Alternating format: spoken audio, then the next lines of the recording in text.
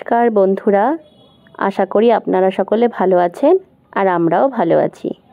আজকের ব্লগটা আমি শুরু করেছি আমাদের ওয়ার্ডের তরফ থেকে অনুষ্ঠিত হওয়া সাংস্কৃতিক সন্ধ্যার মঞ্চ থেকে। অনুষ্ঠানটি রবীন্দ্রনাথ ঠাকুর, নজরুল ইসলাম আর সুকান্ত ভট্টাচার্যকে স্মরণে রেখে অনুষ্ঠিত হচ্ছিল। তাই আমি শ্রেয়ানকে রবীন্দ্রনাথ ঠাকুরের ছুটি কবিতাটা বাড়ি থেকে ভালো করে মুখস্থ করিয়ে দিয়েছিলাম। আর সেদিন না বিকেল থেকে আকাশে মেঘ করে এসেছে, বৃষ্টি বুঝি এই নামবে। তাই আমরা শ্রেয়ানকে প্রথমে স্টেজে তুলে দিয়েছিলাম যে ওর কবিতা বলা হয়ে গেলেই আমরা ওকে নিয়ে বাড়ি চলে আসব। কিন্তু শ্রেয়ান স্টেজে উঠে মাইকটা তো হাতে নিল, কবিতার নাম আর নিজের নাম বলেই আর কবিতাটা বলছিল না।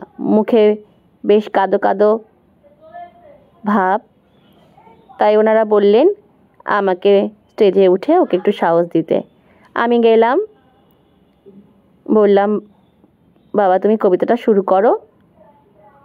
ও কিন্তু বেশ ভয় পেয়ে রয়েছে। আমি কবিতার প্রথম লাইনটা ওকে ধরিয়ে দিয়েছিলাম, তাও বলেনি। তো যাই হোক, ওনারা বললেন ও তো এখনও ছোট, সামনের বার নিশ্চয়ই বলবে।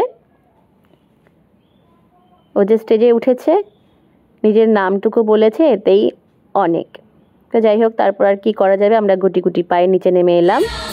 তারপর যারা অনুষ্ঠান পরিচালনা করছিলেন তাদের তরফ থেকে সকলে মিলে সমবেত সঙ্গীতের মাধ্যমে অনুষ্ঠানটার শুভ সূচনা করেছিল।